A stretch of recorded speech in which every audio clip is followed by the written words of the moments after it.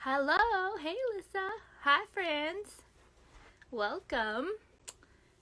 Yay. Hi, everybody.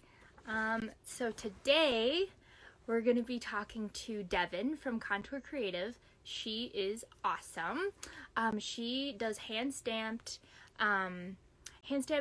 ethical apparel. And oh, she's here. I'm going to wait for her to join and I'll let her tell you guys a little more about what she does. So, yay. Hey, everybody. Amanda, Amy, so many people. Yay! Hey! Hello. How's it going? Good. I thought I clicked request and then I don't know, it didn't work. It's So fine. that's Yay! I'm so happy we actually get to chat. I feel like I've been following you forever and I've just been like, hey. I know. I was trying to remember if we'd ever met in person, like at a show. I feel like I've seen your stuff, but then we've never actually connected in person or something. I don't know. It's the internet world is so weird because I forget like who I meet in real life and all that. But and remind me, so Shireen, is that how you say your name? Yes. So you say Shireen. Yeah. Okay. Okay. But yeah, I don't even remember just how I wanted to found you, but you know, here we are with the It's internet. weird. So It's a weird world. I don't remember how I find anybody else too, but then I'm like, oh, now we're BFFs. We're Instagram best friends. I know, it's awesome. But okay, we could dive right in. A lot of people are still joining, but maybe do Yes. like, let's tell everyone who you are and what you do, and we'll start there. Yeah. Sounds good. I'm Devin, and I am the founder, maker, all the things at Contour Creative. And at Contour, I doodle things and then I hand carve them into a block and then I press them onto clothing. So this is an example I'm wearing today. I don't actually have any blocks with me. I kind of took a last minute trip to visit my family just for the night. And so, oops, I'm trying to charge my iPad and also have it propped up at the same time, which is like kind of hard to do. So Totally. we'll see if Well, this you're works. still able to do the live then.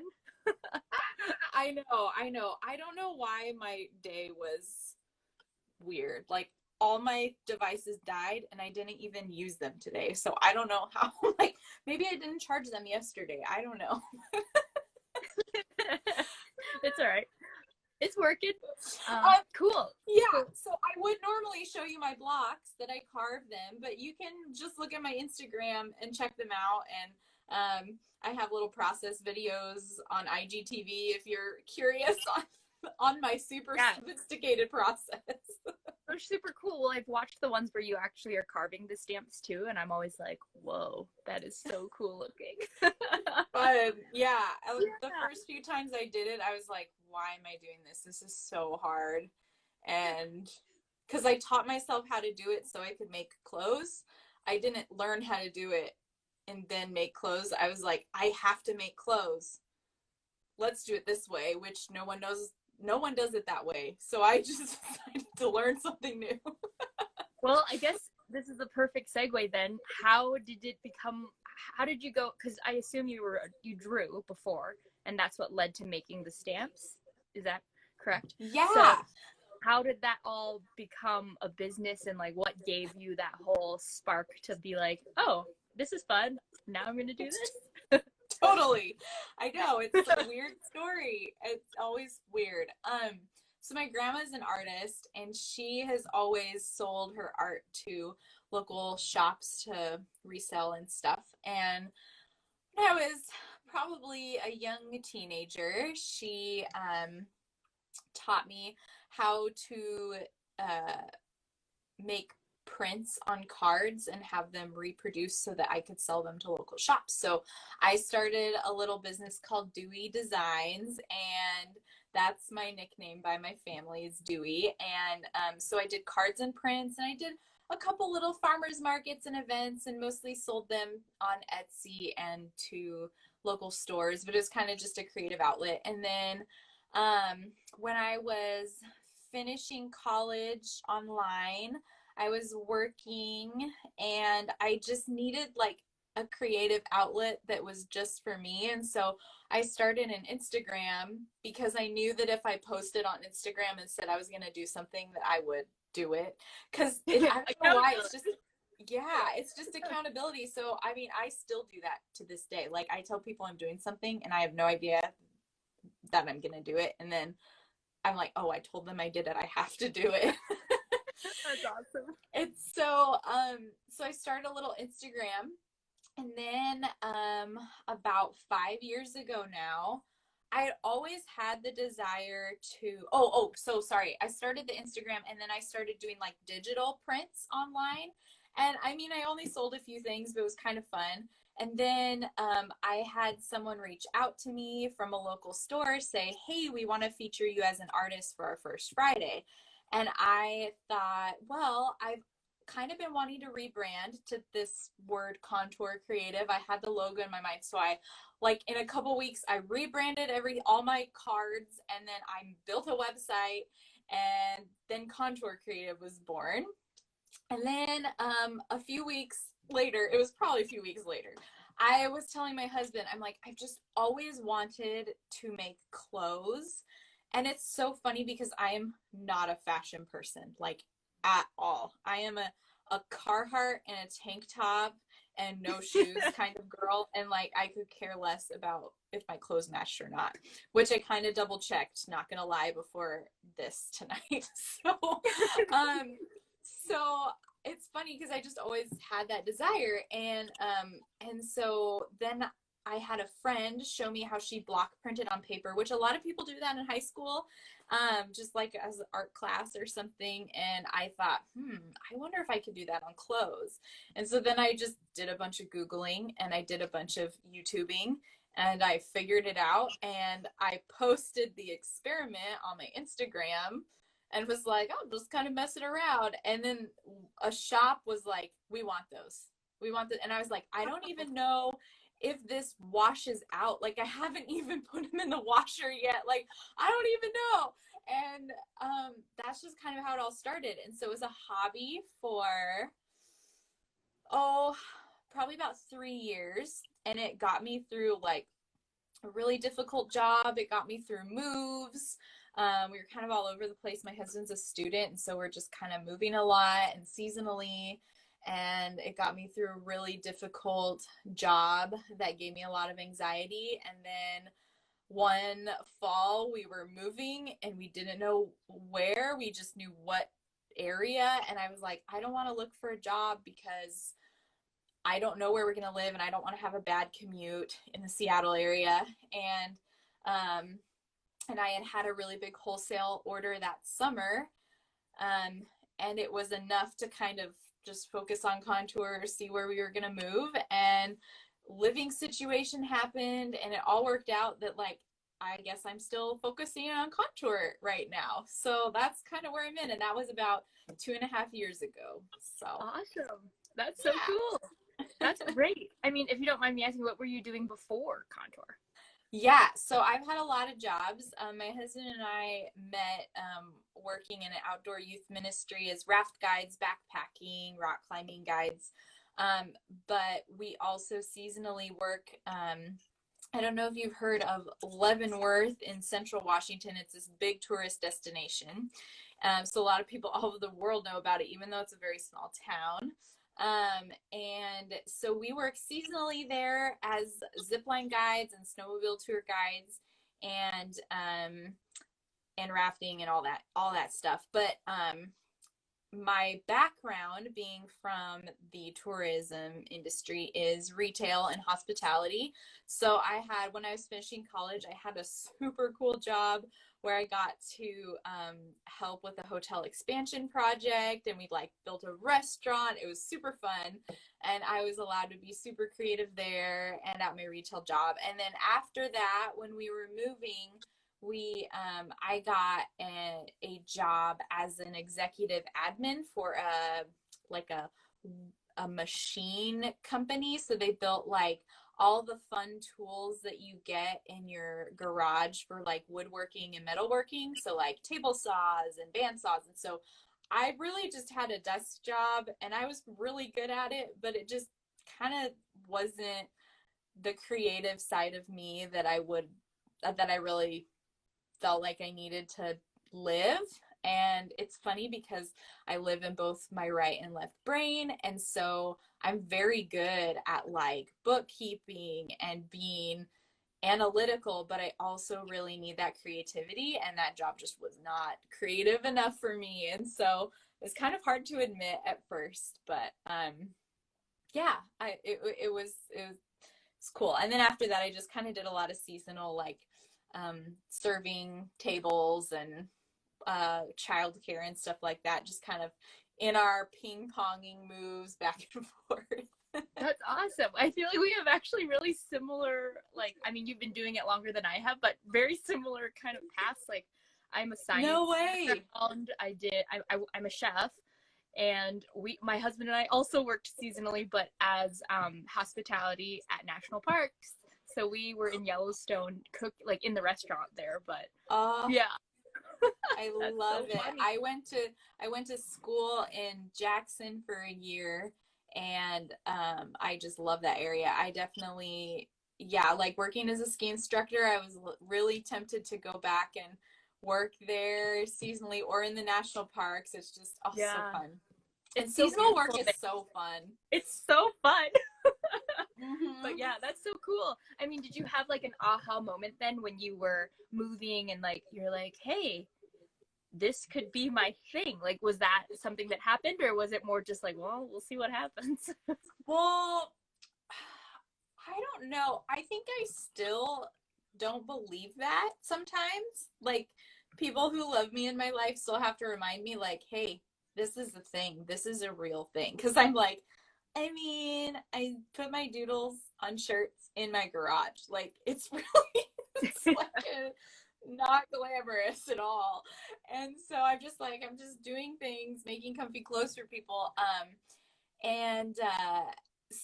But I would say that, so the summer before we moved, when I kind of started focusing full time, I was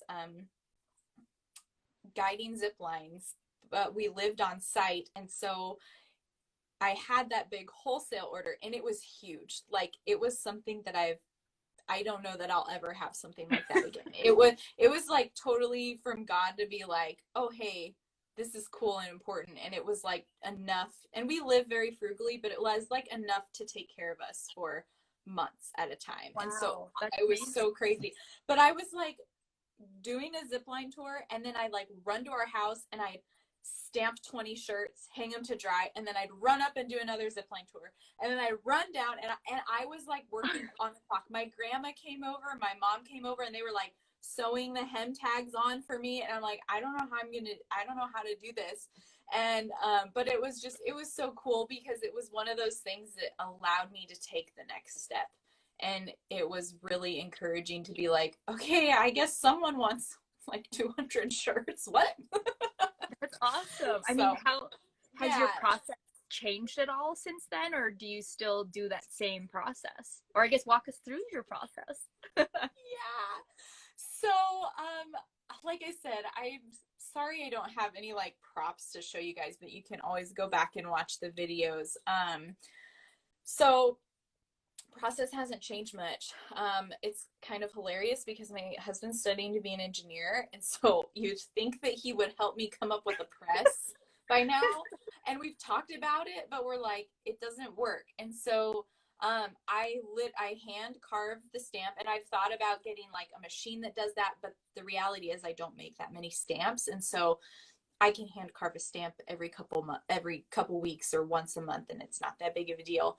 But I hand roll the ink on to the stamp, and then I've set a shirt down on the floor, and I've backed it so that it doesn't seep through, and then I put the stamp down on the shirt and I step on it. I mean, so when you carve the stamp, though, do you have like your idea and then you draw it on there first and then you carve? Yeah, that's a great question. So it is kind of tricky because, and I learned this the hard way the first couple times, but you have to put it on in a mirrored image. So what I usually do is I'll like doodle something, and this is my super high-tech way of doing this. I take a picture with my phone and I email it to myself. And then I tweak anything I want on the computer, which usually isn't a bunch because I've already tweaked it on the paper. And then I have to flip it because it has to be a mirrored image. And then I'll print it on the computer in the size that I want it to be. And then I trace it onto the stamp so that it's in a mirrored image, because it's really funny. One of the first few stamps I did it in a mirrored image and the stamp turned out weird. Like it didn't look right. And I thought, oh no, I ruined this. But it was just the tilt. You know how our handwriting is tilted a certain way? Well, if you were to flip that, it would look kind of odd, kind of like how our faces are not fully symmetrical. It's just interesting how our minds work. I'm like, that's not how it's supposed to look. So from then on, I pretty much do that whole process of taking a picture, flipping it. I don't do any fancy graphic design by any means, but I do tweak it if I need to. So yeah. Cool. So then how do you get your inspiration? I know you like have the outdoorsy vibe going too. I was like kindred spirit. But how do you draw inspiration for your designs? Yeah, really. It's funny. Like I said, I'm not a graphic designer, and it's so hilarious because people are like, oh, you're so artistic. And it's kind of hard for me to accept that label as an artist because my whole family is really artistic. And I mean, like, my grandma has been an artist for her whole life, and my brother is really talented artist. Like, he's amazing. And I'm just like, I draw little line figures. That's what it is. So I would just say sometimes it comes to me and sometimes I can just see it. Or if I'm like on a hike or something, I'm like, ooh, that would be kind of fun to do. I mean, and there's also amazing other artists out there. And I don't know if you've heard the term steal like an artist, but I don't copy anybody's designs. I just like, take ideas, because I believe that nothing is really that original, but you can put your own original flavor to it. And I think that's what makes it special. Like, one of my top selling pieces is like 3 trees, and you've probably seen it. All it is 3 trees. Like, there's nothing special. They're just trees, right? But It looks really cool. somehow. And I think that's what it is that it doesn't have to be super quirky or original. And some things I do are really quirky and original, but the things that people are gravitated to are things that kind of remind them of something that's familiar.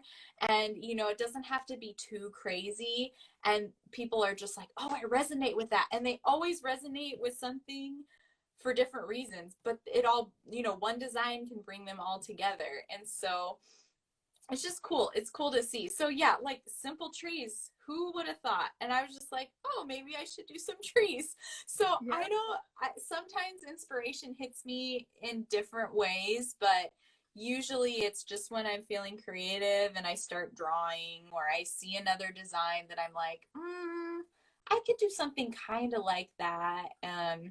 But I want to put my own flavor to it. Or like, for instance, people kept asking me to do a snowflake. And I was like, I don't want to do a boring snowflake. And so then I wanted to make it more fun. And so I was like, well, we'll do a snowflake with trees in it. And so it's just, it's familiar things that I like to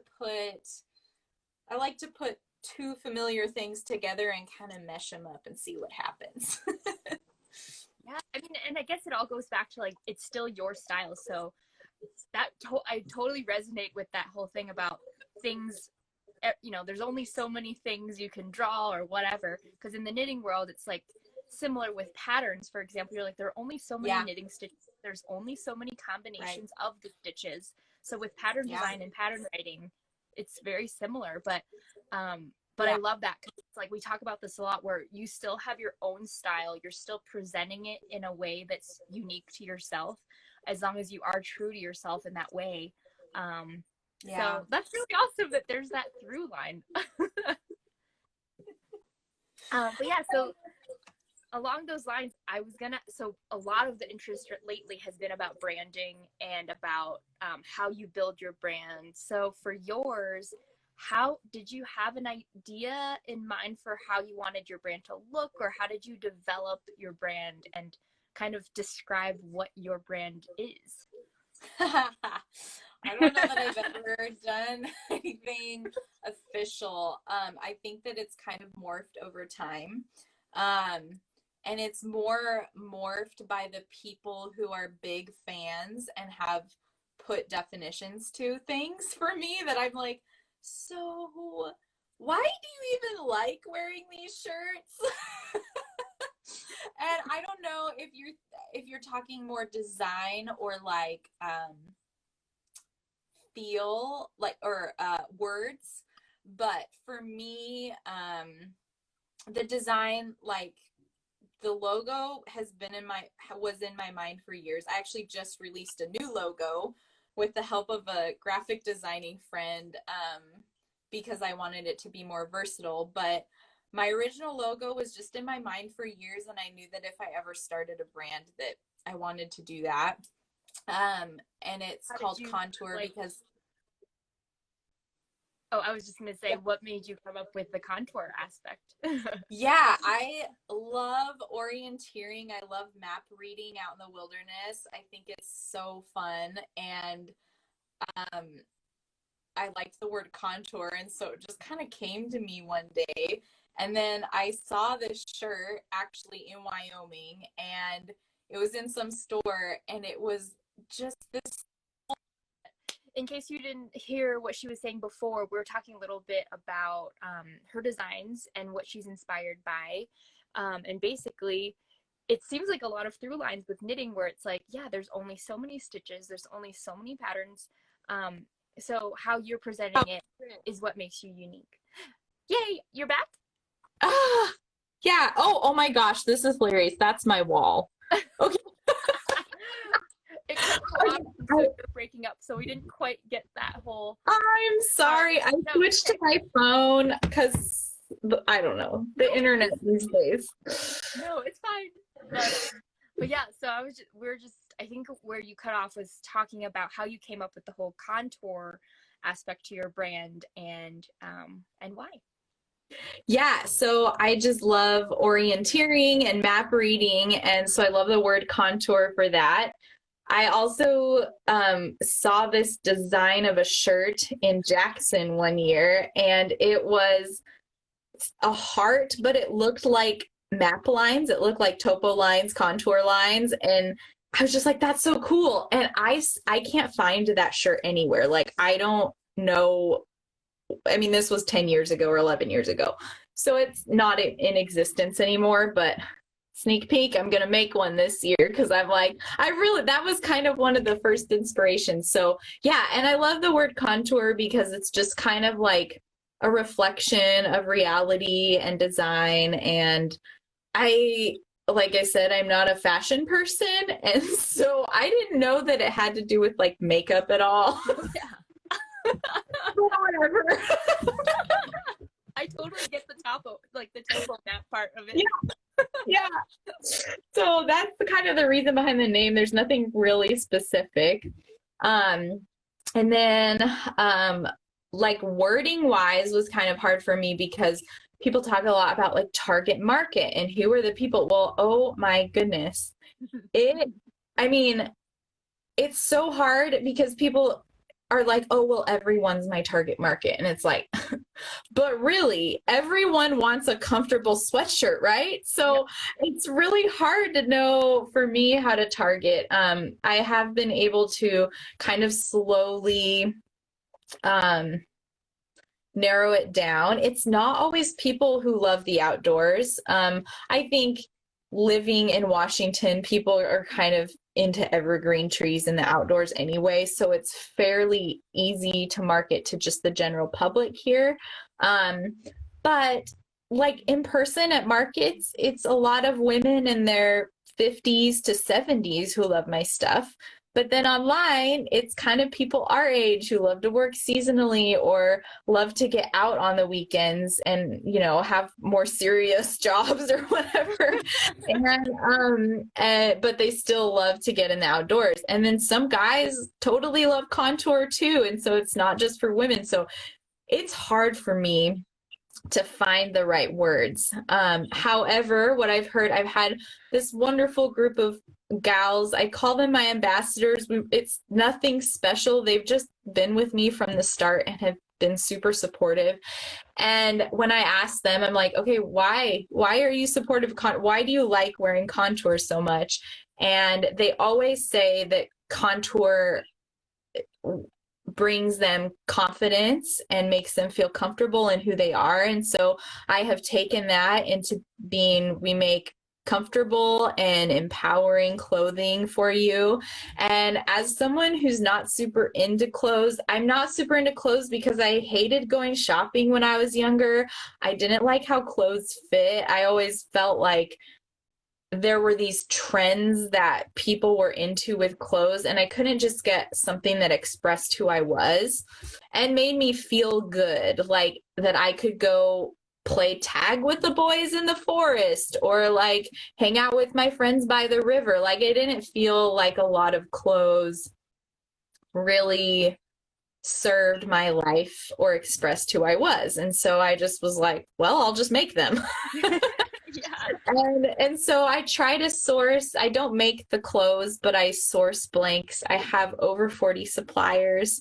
And so I try to source blanks that will fit on all body types, because it doesn't matter if you're a size 0 or a size 20, like clothes just fit weird on everybody because every body is so different and beautiful.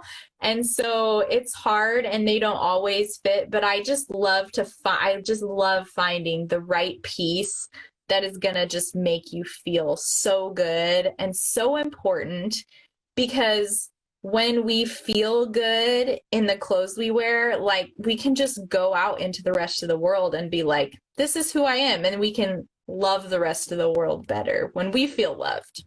So totally. I mean, so I also know you source socially responsibly made clothes. So what led you to that? And then how does that all come into play with your business? Yeah, so I don't know how it started, but I just always knew that sweatshops weren't a great thing. And kind of the more I researched it, the more I figured, like, I don't want to be a part of that. And mostly because I want you to feel free when you wear something that I made. And I know that in order to feel freedom when you're wearing something, that from the core, it has to be made in freedom. And, you know, we say that we've abolished slavery in our world, but we haven't. There are slaves all over the world, and it's heartbreaking, and people aren't getting paid. They're not able to be with their families. It's just terrible. And there's actually a lot of really great information out there. Like you can search podcasts about fast fashion and that. And so every time I hear that, it's really just, it's sad to me. I do think that there is a place. I mean, it's cool to see that. So like, I don't source from only North America or whatever. I source clothes. Sometimes they're from China, but they are from factories that value human life. And I'm okay with that because I know that there are places like in Vietnam is really good at certain manufacturing practices, and they make things well. And so a lot of stuff from China is made well too. You just have to dig really hard to find suppliers that are going to value their workers. But it's really interesting because a lot of that stuff is actually higher quality than some of the stuff you can get that's only North American made. So it's kind of this balance, because I really believe in the value of human life and treating people well. But that doesn't just stop at my borders. Like that's also for the whole world. And if I can find a good supplier on the other side of the world that fits my values, then I'm okay with that. So I don't know if that answers your question. Definitely. And I've definitely heard that before too. And ultimately it's like what you're saying, it's not location centric. It boils down to the values and if they align with yours, which I think is super important. So I know all the knitters in here are going to be like, yeah, slow fashion, because all of our stuff is slow. Yes, it's so slow. And it's so funny because I'm not opposed. I'm not like, I don't have a hatred or like a judgment. Like sometimes I still buy stuff at Walmart. Like I'm not that like much of an activist, if you may. Sometimes I feel like it. But I feel like just pieces that are made with love, and you totally get this.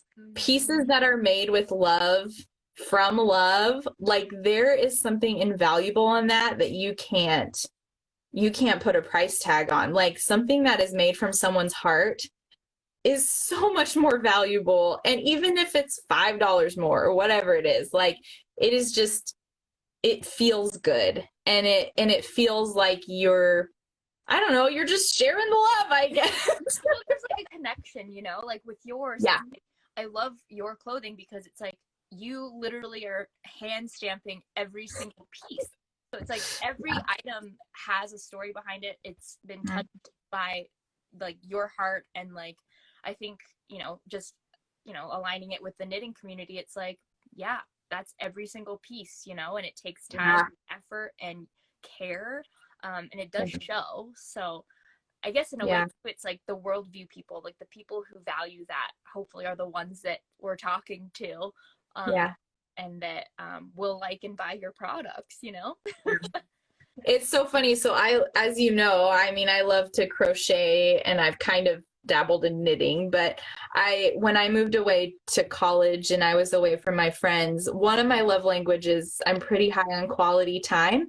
And I felt like if I made a blanket for a friend or a hat for them, I felt like I was spending time with them because I'm thinking about them as I'm making something. And so I feel that's just so cool, especially for what you do. It's like you are crafting something. Whereas, and for someone's head, like, okay, that's actually that's like a really intimate space if you think about it. For instance, like my husband, he only lets 2 people in the world cut his hair. And he's a guy, he's like a military guy who just does one size all the way down his hair. Like it's not that big of a deal. And it's a very like intimate space.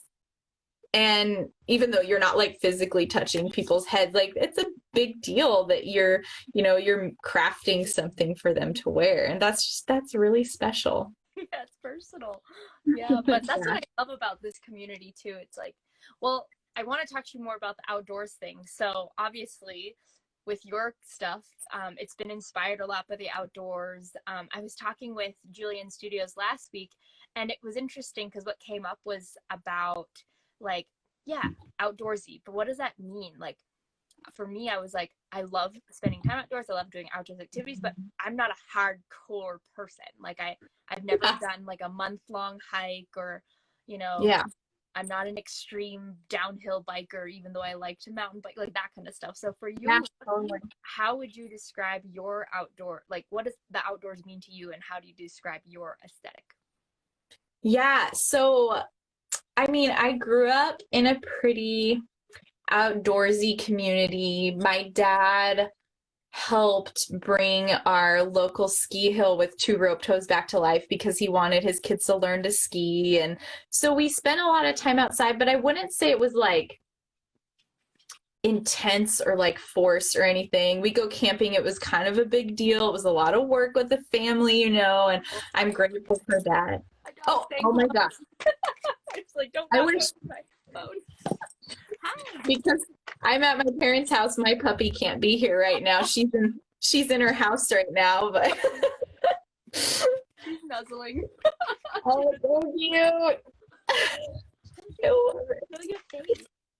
Let's look at your Now sweet she's face. laying down. Oh, she's gonna knock over. Okay, we're back.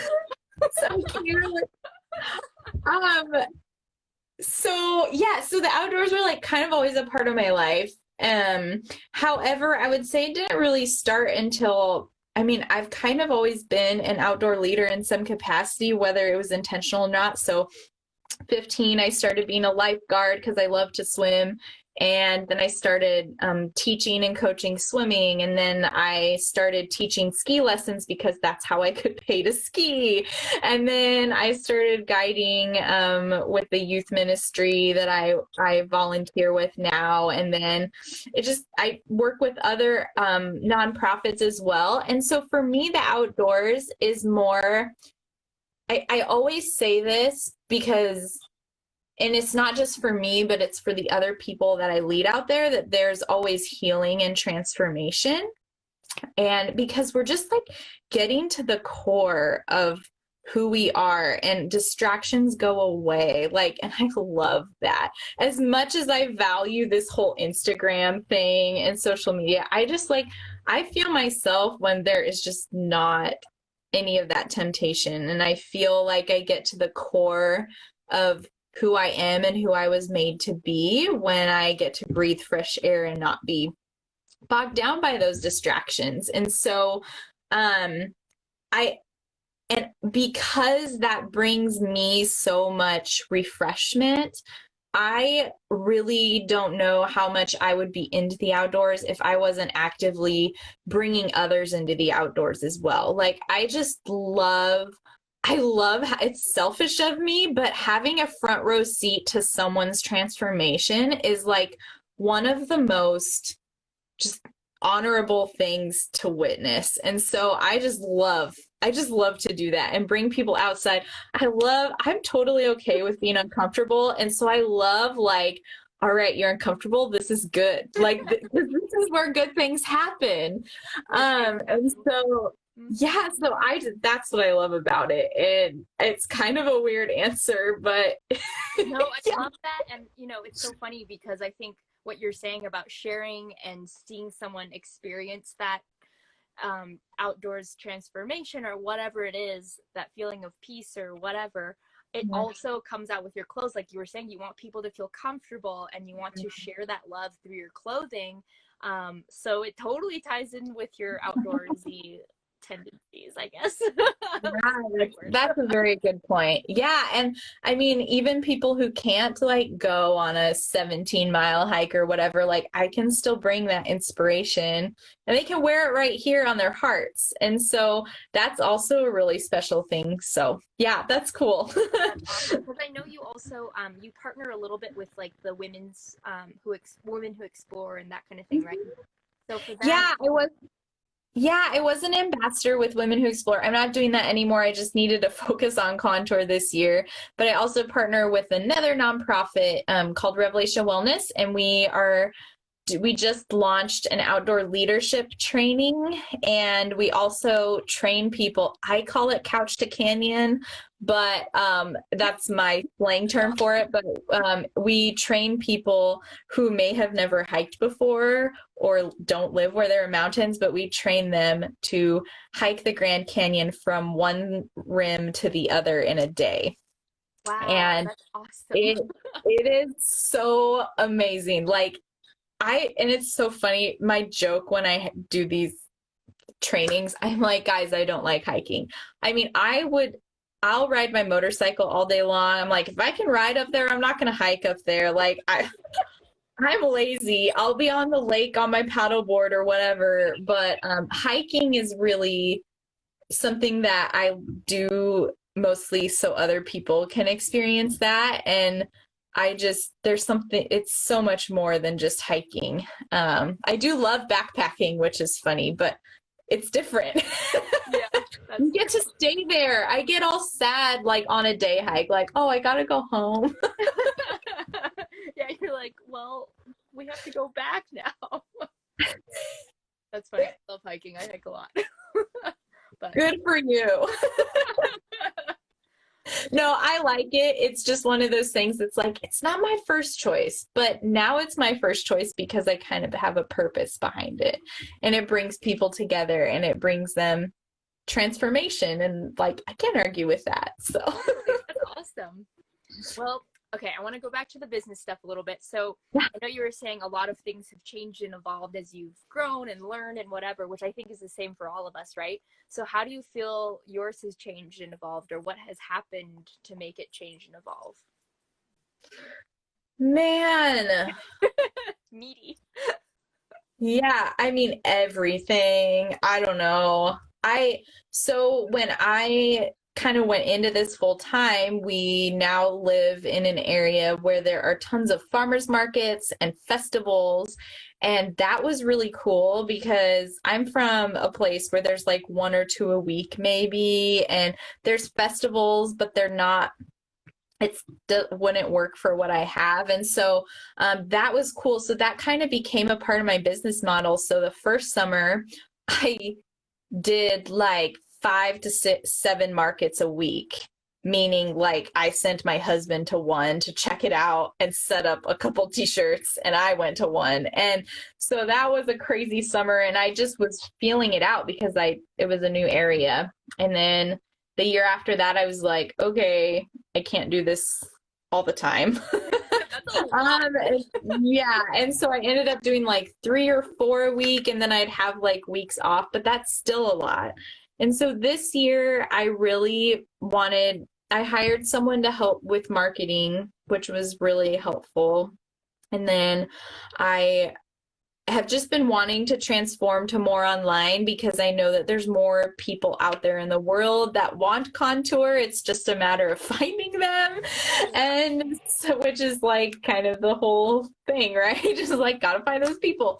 And so I was planning to kind of start tapering off and only doing my favorite markets that I wanted to do this year.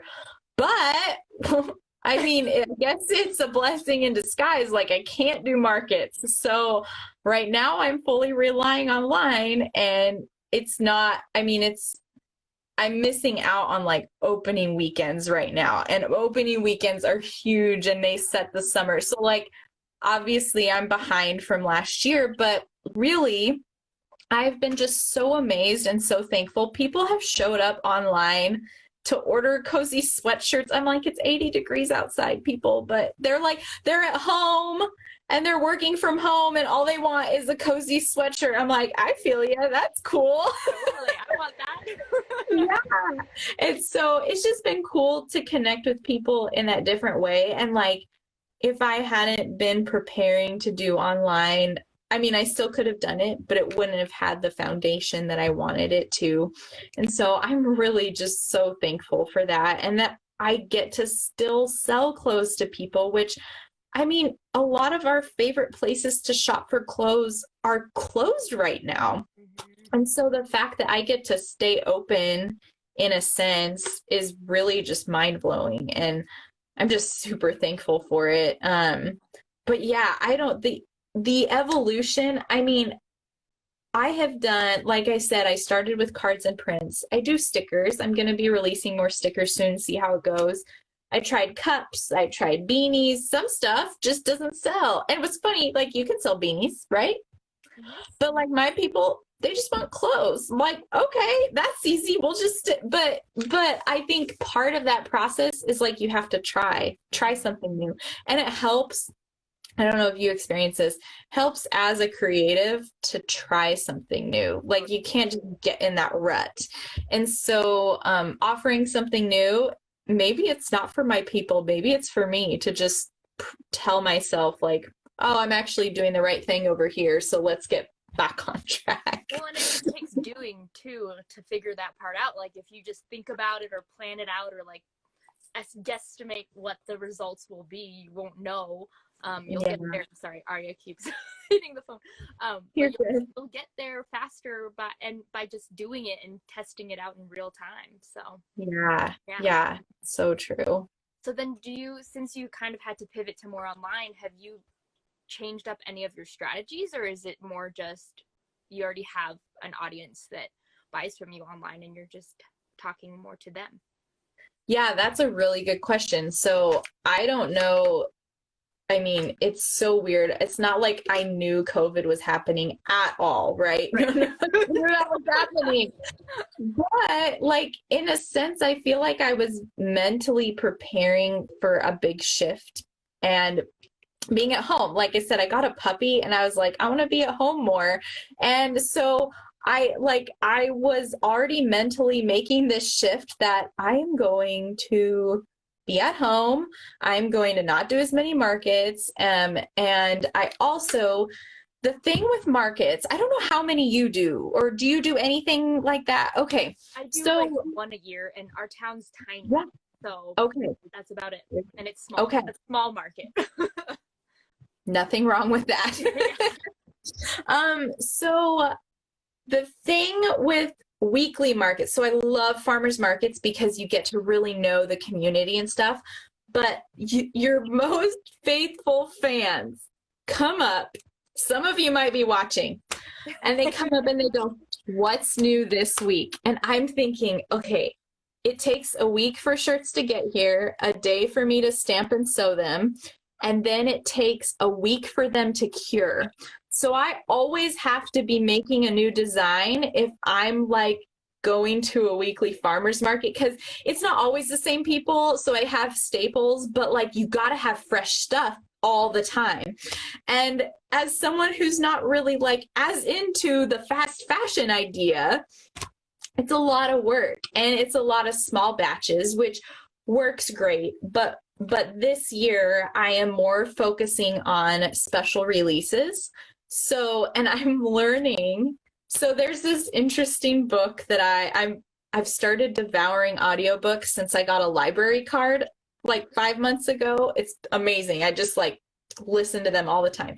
And one of these books is called Fascinate, and it talks about like what makes you fascinating to the world.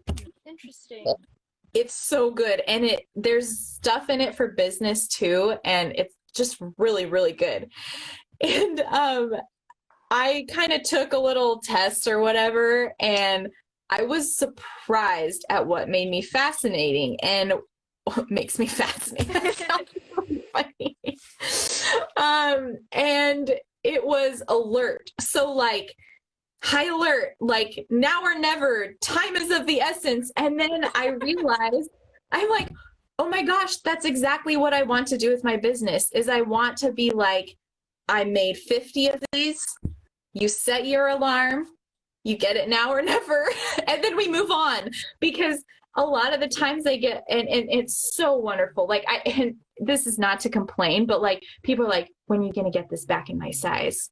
And it's like, okay, now I have to order one shirt here to stamp that separately. And it's just a lot to like put on a spreadsheet and keep straight in my mind. And so I am actually moving more towards that. And I don't know, like I have friends who follow potters a lot, people who make stuff. And they do that. And so I think that's like one of my big goals in how I would like things to change, is because I want, and it's probably totally selfish, but I just want it to be special. Like I don't want people to be like, oh yeah, you can always just get that moon shirt from Contour. And it's like, no, sorry, you missed out. Like pay attention next time. Yeah, that's a great idea, because like, you know, the stuff takes time and it makes it unique. I mean, there's a comment up here. Did you see this? Special from Brooklyn Holton, special release. Oh, Make your product so special. Your business is such a great balance between special releases and ensuring people get the size they want. Aw, thanks, Brooklyn. You're so sweet.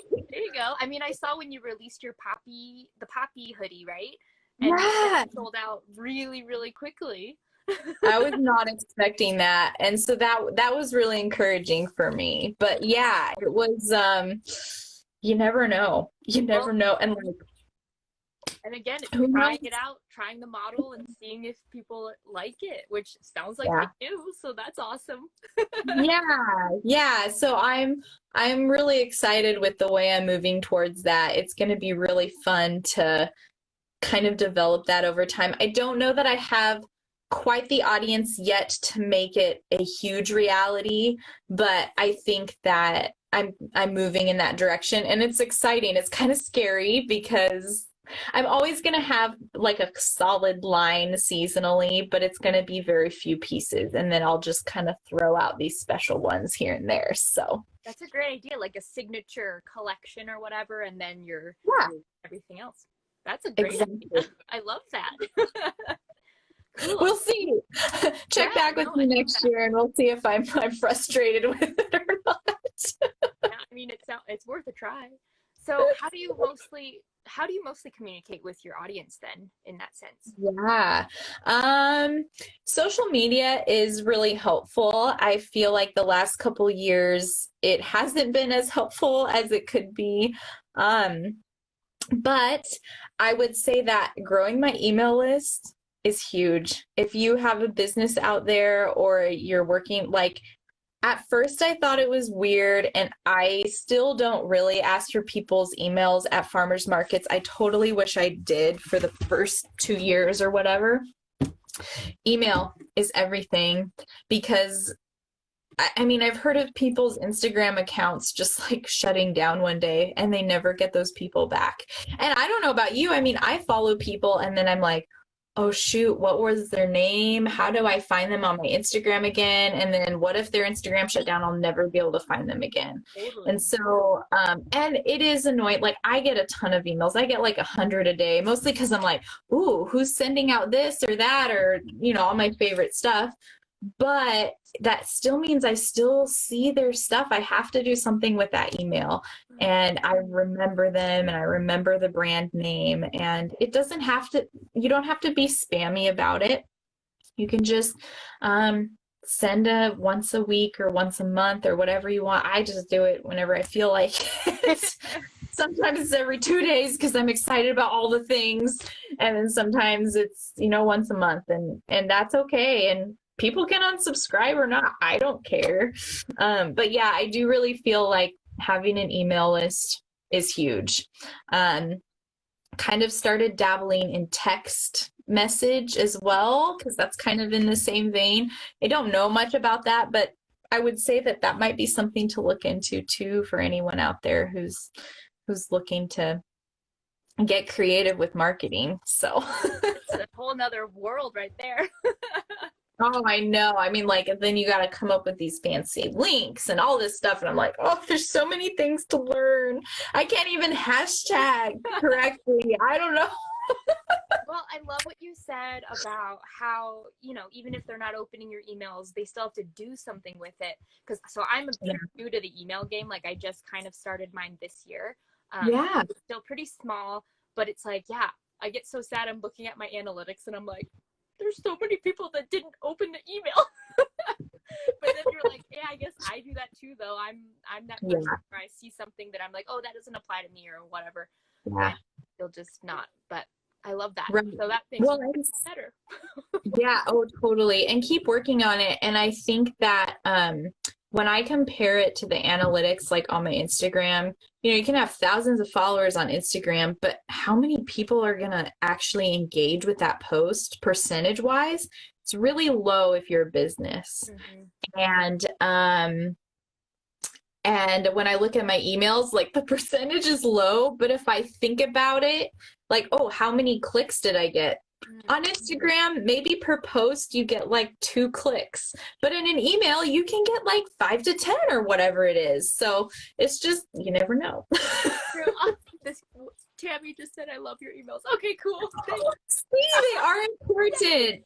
And that's a cool thing, is like, people don't really have to pretend with email. Like, I have people that, like, I didn't even know were on my email list, and they're like, I just love getting your emails. I'm like, oh, I didn't know you got them. That's awesome. That's fun. You never know. A couple more minutes. I was going to say, if people want to ask us questions, type them in now.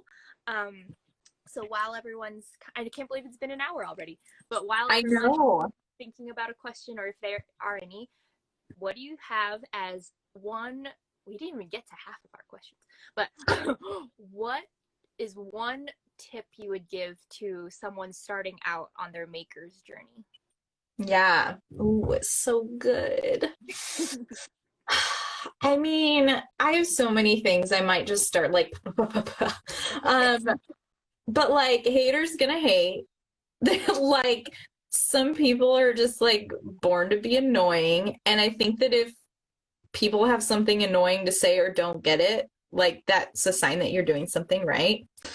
I mean, I still tease my dad because he teases me. He's like, when you said you were doing a clothing company, I was like, I mean, and really, let's be honest here. The world does not need another graphic t-shirt company or another ad on your feed that's like has a shirt that says adventure on it, because we don't need any more of that. But I just think that just do what you want, and if it works, it works, and if it doesn't, you just learn what maybe the world doesn't need yet, and that's okay. Just follow. I sound so hippie. I'm like, follow your heart. No, I mean, it's so true, because I think when you follow your heart and do what you love, it shines through, and the intention is there, and people feel that. Oh my God, are you? And people feel Like that. I You know made, what I mean? yeah, like I made shirts because I wanted shirts that were something that is oh, so cute. I love it.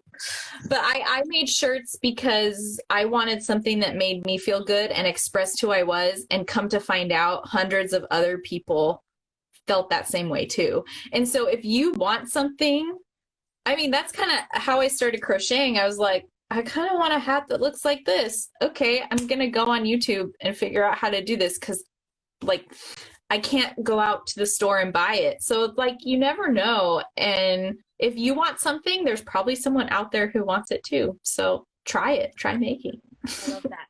Okay, we're counting down here, but we did get a question. What Okay. can customers do that you, as a business owner, would appreciate the most? Oh, that is so sweet. Is that Brooklyn again? Yeah. Okay. Brooklyn just won my huge giveaway, and I'm like, I can't think of someone who is more perfect. She was just like sharing all the love. It was just so sweet. What can customers do? Use them.